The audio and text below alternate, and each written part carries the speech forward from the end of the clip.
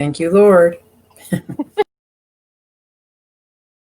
Tonight to the Beacon of Light podcast.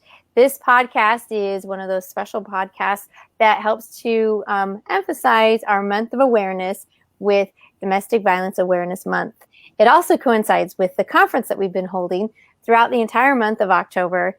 I have with me tonight Miss Michelle Klaseen. She is an author. Oh, this is her book, Spring into Life. And she's had some experiences in her life that touch on with domestic violence. So we're going to chat a little bit about that tonight. And then we're going to focus in on the wonderful, amazing stuff about her book.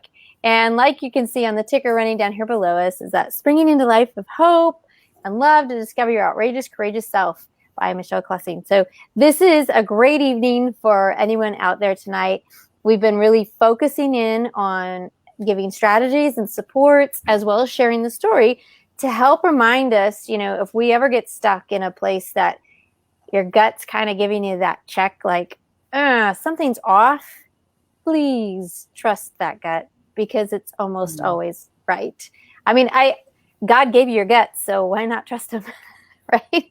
Let's just keep it simple, right? Just keep it simple. So it looks like some people are popping up here. That's fantastic. So if you want to share with us where you're from, I'm broadcasting tonight from Kyle, Texas. And Michelle, where are you tonight? I am in Crawford, Colorado.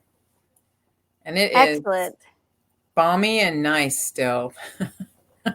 Great. In the fall weather, and you're right near the mountains, and it's still warm. Well, that's amazing, because we know that's going to change, right? Yes, it is. No surprise there. Well, Michelle, tell us a little bit about where you're from in Crawford, like what you do, what your family life is like a little bit, so that our audience can get to know who you are. Okay. We live on a ranch. I live here with my husband and my youngest child. He's 15, and we're right now moving cows off the mountain because they go up there to summer camp, I call it. And so we bring them down, we wean them, and it's quite a process.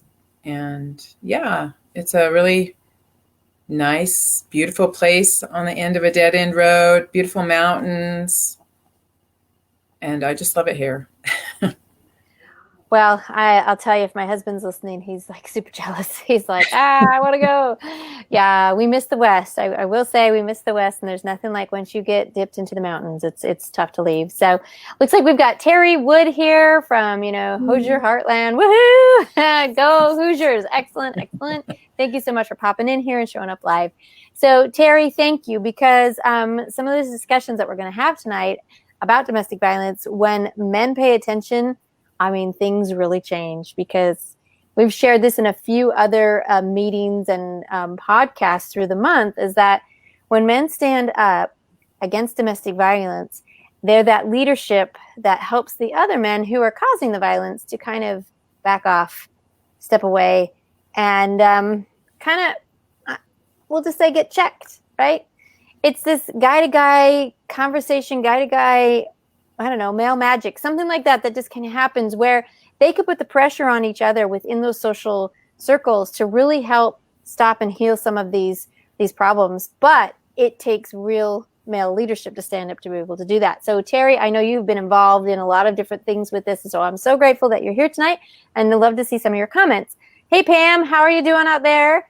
She is, oh, look at that. She's like right here, all excited about everything. Good evening. Way to go. Thanks so much for popping in.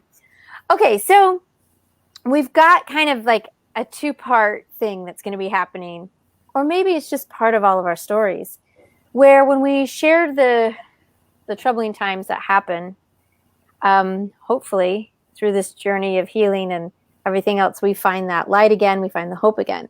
And Michelle's going to share with us a few of the pieces that happened to her that, probably weren't the most fun in life, but then how she overcame them, who helped her overcome those, and how now she can spring into life.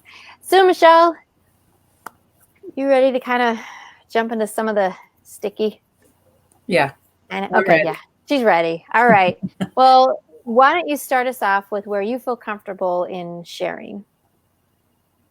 Can you start with a question or something? Sure. When did you first feel that you were in a relationship that your gut was telling you, this isn't so great. And you just kind of kept going with it anyway. Actually, it was before I even started dating the fella.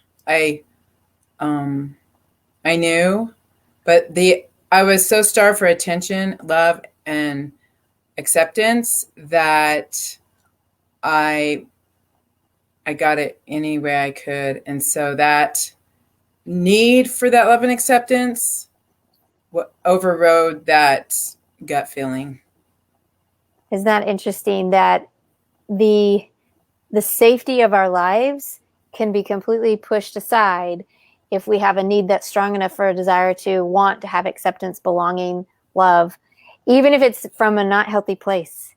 That's a pretty powerful statement because how many of us within that desperation, or we've been listening to what I call the shame shadow, that constant critic, that negativity, you're not loved enough, you're not this enough, you're too much, you're too less, you're not, who could love you? All the things that we hear and talk about, when those voices are just unrelenting, it is desperate. And it's not out of anything, I'll say bizarre. As humanity, we are meant to connect. And through connection, that's what allows us to survive. We need each other. And so the sense of belonging is innate within us. And so if we can still belong within a group, even though it's not the safest group, we're still joined with someone. And that's this tough part where we have to snip away those trauma bonds and look for the healthy. Because for you, Michelle, it's not wrong to want to belong, right? It's not wrong to want that attention. It's not wrong to need people.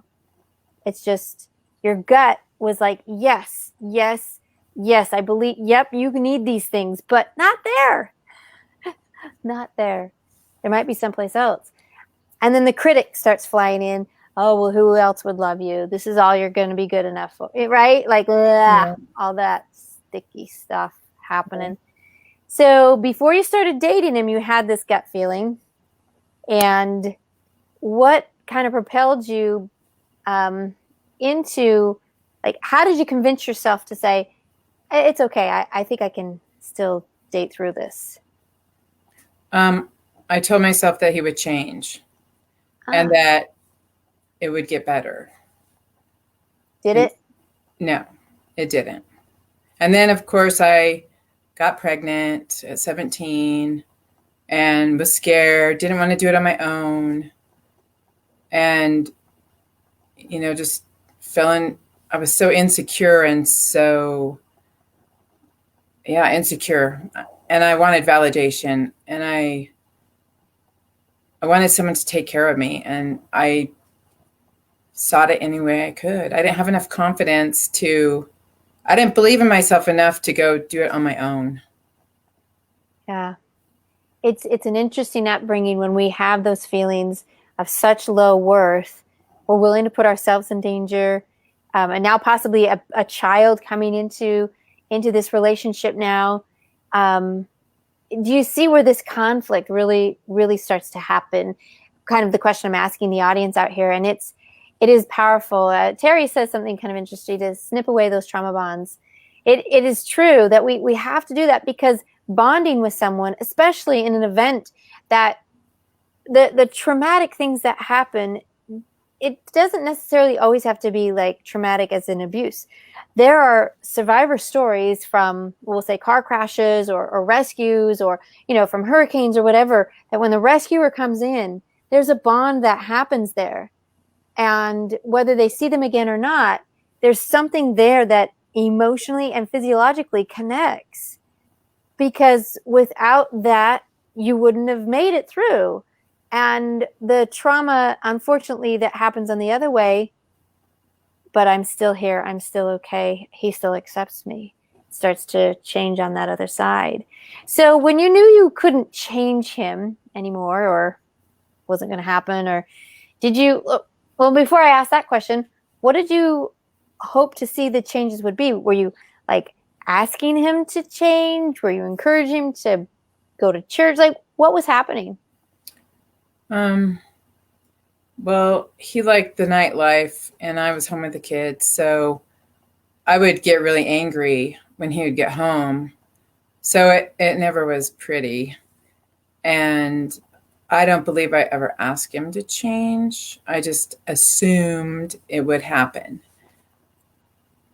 And I always heard that it takes 7 times to leave someone like that. And every time I was ready to leave and make that break, he would always come home. Right before I was getting ready to leave. And then I'm like, oh, well, it was meant to be. I'm not supposed to leave. Or I'd get pregnant again. And so I would use those as excuses, and like it was a sign from God or something. And if it's that, okay, so you have a fight, the domestic violence, and then I would threaten to leave. Then the cycle, it's like 2 weeks, he would act really good and make it look like he was going to change. And then after that 2-week mark, it would start the cycle all over again. Right. We know the longest time frame is almost 90 days. That's about as long as they can keep it up. Once they've started to reveal their colors, then they change for those about 90 days, and then they fall into it. So it's not surprising that it was only like a 2-week window, because it's really hard. And for the most part, a lot of them possibly have grown up with similar home life situations, or they've had an experience that was traumatic for them, and they don't know, what is healthy, what is not healthy. And if this is what I know, then this is what I do. And it's unfortunate that's the cyclic portion of this. But you're not there anymore, right? Right. So how did you finally escape? Well, I started going to church, and I had gone to church all my life, but there was a season that I didn't. And then I started going to church again, and I met this woman, and she kind of took me under her wing. She would babysit for me when I went to work. And then she made the plan. She just said, be here. And so when I was getting ready to leave, he showed up, and I wasn't going to recreate the same cycle again. And so I said, bye, I love you. I started crying, and I'm going to get milk. And so I left. And then I was taken to a safe house, and they took care of everything. It's kind of a blur because I was so taken care of. Wow, what a blessing. Yeah. It's that piece of what I call networking, the supporters toolkit. Any supporter who can see someone in such trouble, when they can offer support and help, that is just amazing success. And I'm really glad that you were willing to accept the plan and go through with it. And now on a whole different side of things, and experiencing much different things in life, and your church base and your faith. Today, if you look at what you are today compared to what was going on then, where do you think you've been in this journey? Is it like this, like where's your journey taken you? Like from there to now is like, yeah. Yeah. Out of the camera. It is out. Exactly. And why is that? It's because of my relationship with the Lord Jesus Christ, first and foremost. I couldn't do without him, because Right. he is everything to me, and he guides me and leads me, and I listen to that gut feeling. Isn't that good? Like, yeah. You ignored it those times. Do you ignore it as much as you did before? Or do you find yourself like, oh, wait, gut check, doing that more frequently? I gut check more frequently, but I still doubt sometimes. It's first thought, best thought. After that, I talk myself out of it. And more now, what I doubt is when he asks me to do something that is uncomfortable. Yes. That's a different gut check, I guess. Right. Because uncomfortableness, when it's given in inspiration, whether you're a spiritual person or religious person or something, you believe something out there, when you feel that calling, that movement, that nudge, you can fill in the word. It's usually not going to be comfortable. It's a different feeling than, oh, I don't feel this is safe. It's like, oh, that's going to be hard. It's going to stretch me. I like this little spot I'm in, and I call that my comfort cage. It's super here. It's awesome. I can see y'all out there. I can't get through the bars that I built of fear and pain and shame, but I can see y'all out there, and y'all are in the learning zone, and oh, y'all are doing much better than I am. Maybe I should open up. No, I'm good here. I'm good here. And then that nudge just keeps pushing you until you finally open up and head out into that learning zone. So, Michelle, with your Spring into Life book, learning about all of these pieces, parts, everything. I love your chapter 7. Transparency brings healing. It's a pretty good chapter. It's pretty good. Do you want to share anything about that with all of us tonight?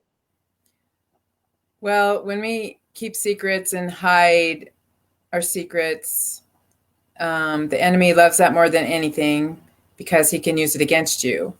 And there's a new song out there, and I can't think of what it is, but it's about, this is the biggest lie, this is a lie, and I'm okay, but I'm broken. And to bring it into the light, and then when you bring it into the light, that's what heals us.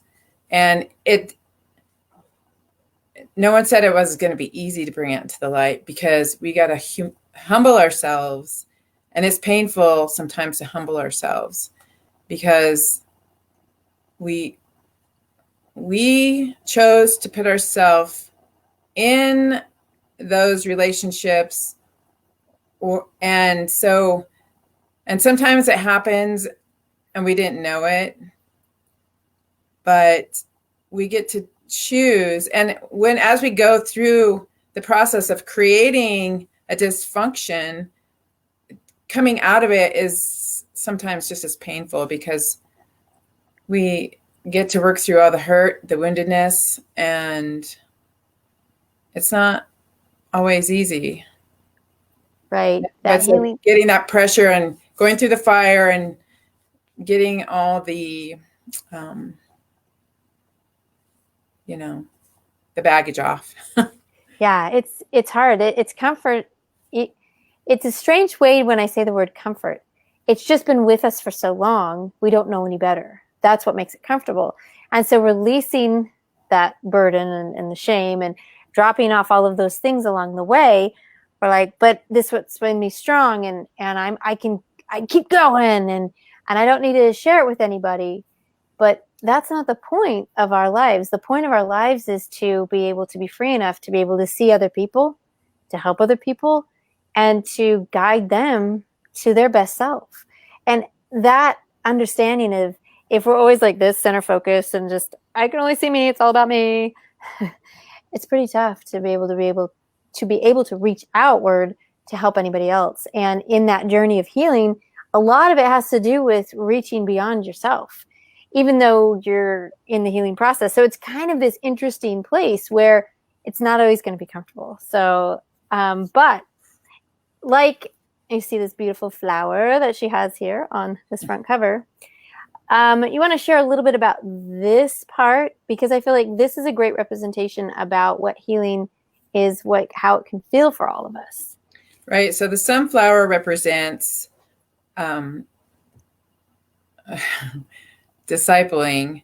And if you have ever watched a sunflower, they follow the sun, which is, and I'm getting all messed up. Anyways, the sunflower follows the sun, and the seeds are the word of God, and they drop out and reproduce. And so as we share our story, we may reach one person and plant a seed. And as each person shares their story and their testimony of how they became free, then it just is like a ripple effect, and the seed will start growing, and we each reach a lot of people, even though we might reach one, but then it just keeps growing and growing. That's right. We never know what the end result is going to be. And so, and that's just it. It doesn't matter what the end result is. Because if you sit back and say, you mean that's it? I'm only going to just touch one? Well, then I wouldn't want to try. But what if that one reaches thousands? Or what if that one reaches 10? Or what if that one reaches millions? It doesn't matter. We'll never know unless we get started in doing that and reaching things outward into those spring into life moments, right, Michelle? Right. And your story might help someone else break free. Correct. And that's a huge piece of all of this. We've got some people also showing up here. John Michael, you are awesome. It says, remember that we are based on fear and create excuses to remain. Be kind to yourself. That out of self-worth was beaten down. Oh, that's so true. So, Michelle, how can we be kind to ourselves? Like, what does that even look like? What is the self-compassion? Like, what does that mean? Well, I know for me, I tend to beat myself up, and I still can get in that cycle and think I'm not enough or I don't do it right. And so I made these little note cards and to let myself know that I am redeemed. I am a daughter of God. I am royalty. I am a new creation in Christ. I have the mind of Christ. God chose me. I am forgiven. I am beautiful. I am courageous. And on and on. I am confident. I am fearless. My heart is good. So that counteracts the negative that comes in. And so it's like, love your neighbor as yourself. Put Jesus first. Love your Lord God with all your heart, mind, and soul. And love your neighbor as yourself. And I was thinking about this the other day. When we stick up for a child or anyone that someone else is being mean to, why don't we do that for ourselves? That's taking care of ourselves. We need to love ourselves and speak kind words to ourselves. Yes.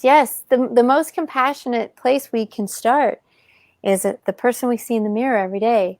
I'll never forget. I was at work one day, and where I work, it's at a deaf school, so there's not a lot of people talking, right? So if someone talks, I hear it. And I was using the facilities, doing my business, and somebody was out there washing their hands, and I heard these words. I don't think they knew I was in the other stalls, but I heard them washing, grabbing the towel, probably looking at the mirror, probably fixing, hair or whatever. And all of a sudden I heard these words, you are ugly. Don't you forget that. And I was like, oh. And I thought maybe somebody else had come into the bathroom and they were scolding that person. And my heart just sank. And I think she would have been absolutely mortified if she knew somebody else was in there. But you can tell this was one of those like impacting moments because, now somebody might sign that, but it's just not the same as, you're not around a lot of audio input. And then you hear those words being spoken like that. And the ferocity of it. And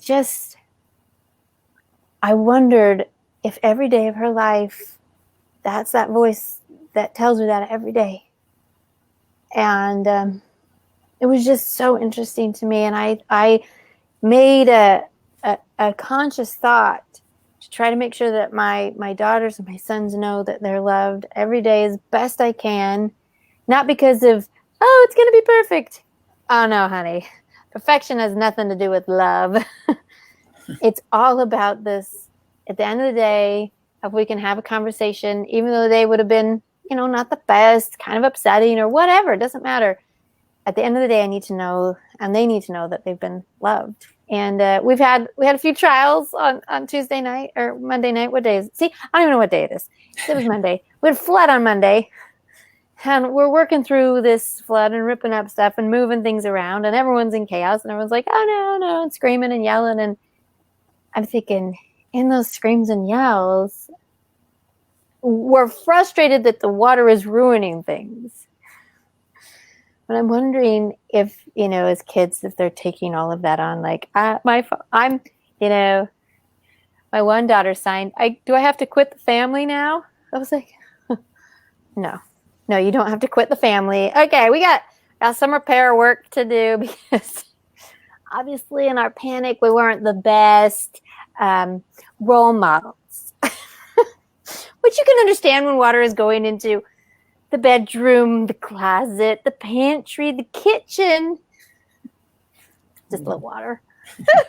Anyway, the point is when we can come back together and just kind of have a sit down and remind people that they're loved no matter what, and that forgiveness can happen and it's okay.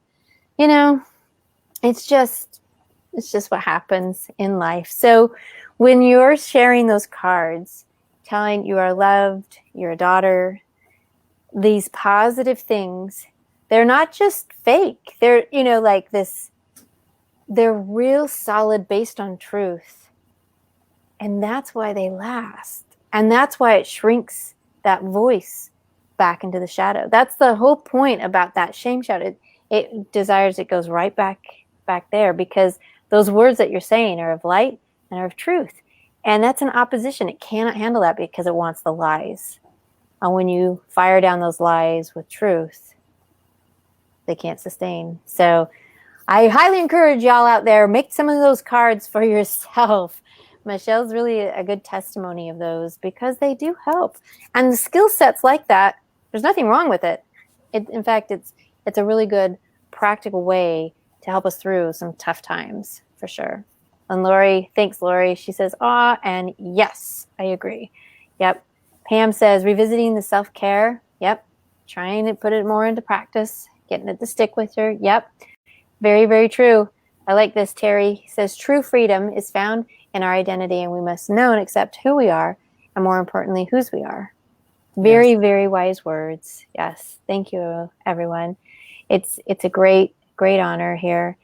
And again, I just throw this back up here from John Michael about being kind to ourselves is such an important part of this. And I think, if anything, of the point and lesson of tonight is having that kindness, because Michelle was willing to put her whole safety at risk because she wanted to just be accepted. And even though she didn't feel worthy of so many things have changed. She's safe. She now can remind herself daily about who's and what she's all about and her purpose. And that kindness reflecting back really is powerful. And we all have to have our time to stop and to do that for ourselves. That's the true self-care, because when we understand that, we're able to reach out, pull people in, and help others. So thank you, everyone. And right when he says, remember, we're the fear thing, that's another thing that holds us in that bondage, is because we're fearful that there's nothing better for us and that there will be no one to love us. And that is such a big lie. And so to break free from that and to love yourself first. And another good exercise, and I could never look at myself in the mirror. Like, I could do my hair, put my makeup on, but to look at myself in the eyes and love me and look at me, I couldn't do it. And like getting on a video like this, so to just look at yourself in the mirror and really look at yourself and tell yourself that you forgive yourself and that you love yourself. That is a great exercise. And I struggled with it. I really struggled with it. So. Yeah, it does happen, but you keep pushing forward and you keep building up that skill for it. So those are really positive things. Yeah, exactly. When we know that we are valued, we can then offer value. Thank you, Lori. Exactly. Very, very true. Way to go. Yeah, these are great things. Lori, she says, cool idea. I've been thinking about creating cards. So look, you've got another card creator out there. That is awesome. And she says, you have to give me pointers on video, Michelle. There you go. You'll do it. Yes, for sure. Well, that's about the end of our program for this evening. So, Michelle, would you like to offer anything else? Maybe share anything that you want to talk about in this book? And we will close it up for another Tuesday evening. Well, when you don't feel like springing into life, push through that and do something positive. Tell yourself something positive. Yeah, because when you feel like quitting, that's when you need to push forward more Right. and yeah, Agreed. and have that courage to become outrageous and courageous. Exactly. Exactly. We want to have that.